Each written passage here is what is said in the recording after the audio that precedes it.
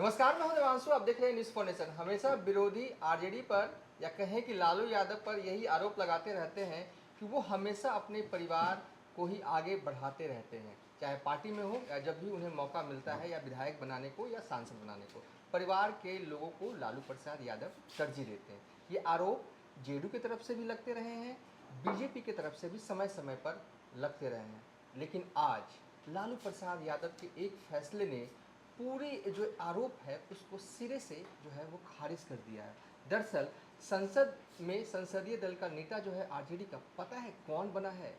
अभय कुशवाहा को लालू यादव ने संसदीय दल का नेता आरजेडी का बनाया है।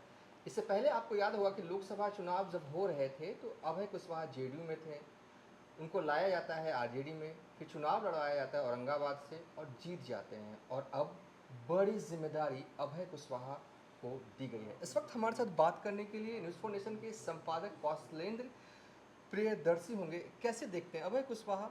4 सांसद बन के गए हैं, संसद पहुंचे हैं आरजेडी के। मीसा भारती, अभय कुशवाहा, सुधाकर सिंह, सुरेंद्र यादव जहानाबाद से। लेकिन अभय कुशवाहा में क्या खासियत क्या था कि पसंद आ गए इतने? कि संसदीय दल का नेता बहुत ही महत्वपूर्ण जिम्मेदारी होती है, संसद में पार्टी का कोई पक्ष रखना हो तो पूरा मैनेजमेंट जो है वो अब अभय कुशवाहा ही देखेंगे। इसको थोड़ा पीछे से समझना होगा देवांशु कि 70 के दशक से जब हम ऊपर राजनीति में बढ़ते हैं और समाजवादी नेताओं की जब फौज खड़ी होती है, जब प्रकाश नारायण का संपूर्ण क्रांति होता है बिहार से, उसके बाद से समाजवादी नेताओं की नई पौध राजनीति में आती है। और राजनीति तो एक अलग रंग धरती ही है, उसमें परिवारवाद भी आता है। तो परिवारवाद की राजनीति चलती है और साथ साथ जातिवाद की भी राजनीति चलती है। अब जब 2005 में लालू प्रसाद यादव बिहार में कुर्सी से हटते हैं, कुर्सी से हटने के बाद वो लगातार 15 साल, मतलब आप देखिए 17 कितना साल हुआ, 2005 से लेकर के अगर 24 तक आप जोड़ेंगे तो 19-20 साल। इसमें एक दो दफा छोड़ दें तो राष्ट्रीय जनता दल बाहर रहता है, ठीक है। लेकिन जाति गणना एक मुद्दा बनता है और जातिवाद फिर से हावी होने लगता है, चूंकि नीतीश उस पर लगातार सत्ता में कायम रहते हैं। और नीतीश के संरक्षण और नीतीश कुमार की कृपा की वजह से राष्ट्रीय जनता दल की राजनीति एक बार फिर से जिंदा हो जाती है। 2010 में 22 सीटों पर राष्ट्रीय जनता दल सिमट गई विधानसभा में।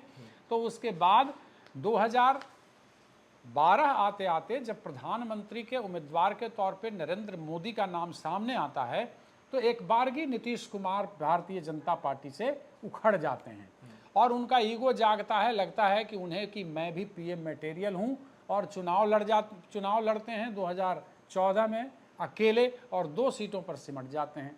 तो हैसियत इनकी भी अपने मतलब औकात में चले आते हैं। फिर 2015 में लालू प्रसाद यादव के साथ मिलकर के सरकार बनाते हैं और जब पिक पर थे नरेंद्र मोदी, उस दौरान जातिवादी समीकरण बिहार में एक बार फिर से हावी होता है और यहाँ सरकार बन जाती है महागठबंधन की, जिसके मुखिया फिर से नीतीश कुमार ही होते हैं।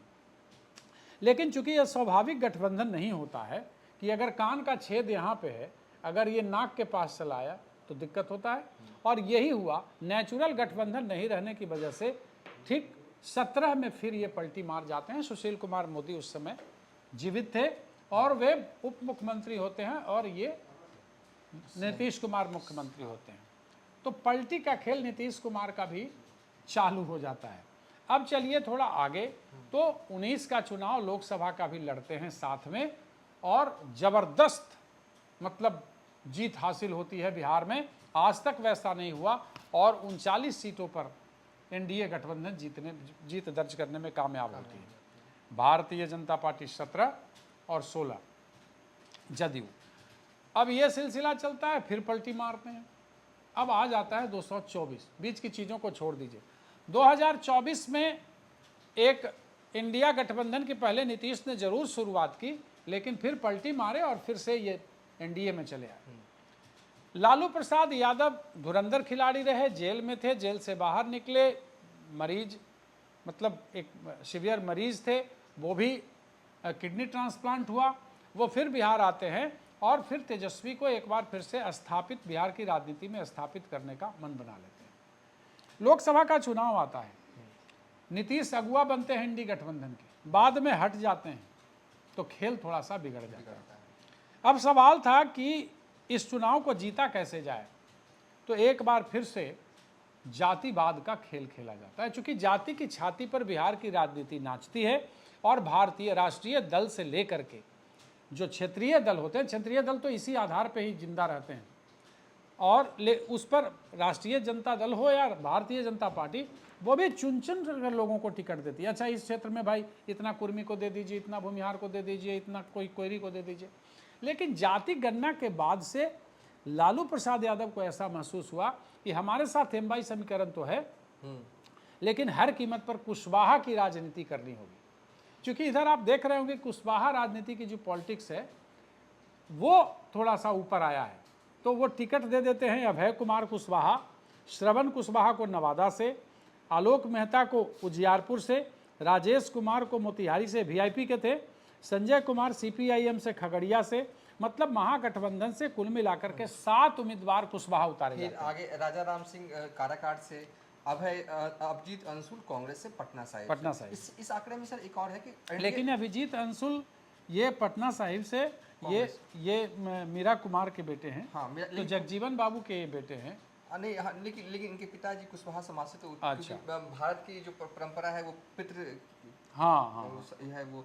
एनडीए 4 कुशवाहा उम्मीदवारों को उतारती है, जिसमें कि सुनील कुमार सिंह जेडीयू से, वाल्मीकि नगर से, संतोष कुमार जेडीयू पूर्णिया, और विजय लक्ष्मी जेडीयू सिवान, उपेंद्र कुशवाहा आरएलएम काराकाट। हाँ, सर एक मतलब 7-4-11। हाँ, 7-4-11, तो 4 एनडीए, लेकिन बीजेपी इसमें एक भी नहीं रहती। एक सवाल कि कहीं ना कहीं जो बिहार में जाति आधारित गणना करवाई गई, जिसके नतीजे जो आंकड़े जो जारी किए गए 2 अक्टूबर 2023 को, उसका सबसे ज़्यादा फायदा जो है मुझे लगता है कि लालू यादव ने चुनाव में, लोकसभा चुनाव 2024 में लिया। और लोकसभा चुनाव में तो लालू यादव, पता चला गया ना, लालू यादव को अगर देखिएगा तो कांग्रेस के सामने कुछ फायदा ही नहीं मिला।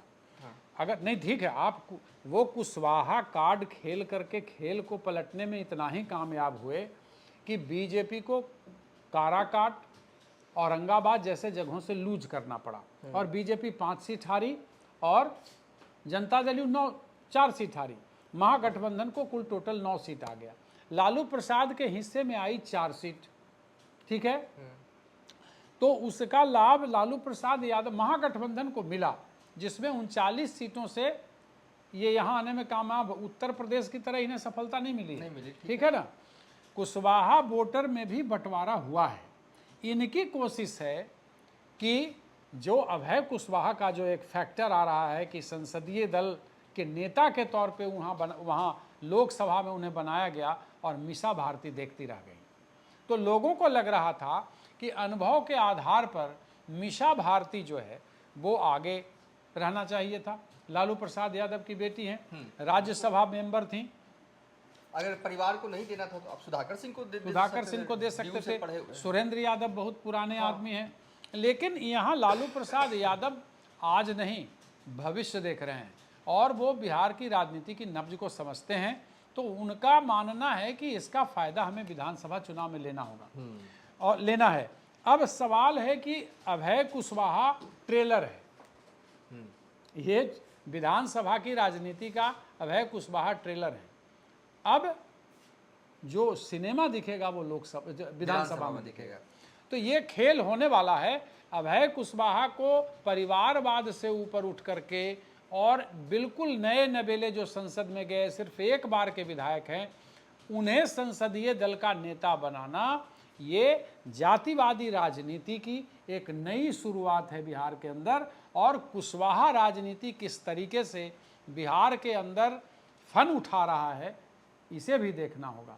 आज तक ऐसा आपने नहीं देखा होगा। पहली दफ़ा आज़ादी के बाद कुशवाहा राजनीति जो है वो अपने चरम पे आया है। बिहार में कुशवाहा पॉलिटिक्स का और इसका परसेंटेज बता दीजिए कि जाति गणना के अंदर कुशवाहा जो है उसका परसेंटेज क्या है, कितना? 4.21% जो है वो बिहार में कुशवाहा समाज के लोग आते हैं, और इसी आंकड़े का प्रयोग जो है लालू प्रसाद यादव ने लोकसभा चुनाव में बहुत ही बेहतरीन तरीके से किया। ठीक है, 4 सीटें ही आई आरजेडी को सर, लेकिन फिर भी मैं मानता हूँ नवादा जैसे स्ट्रॉन्ग सीट में भी बीजेपी को टक्कर दे पाई, ज़्यादा मार्जिन से विवेक ठाकुर नहीं जीते।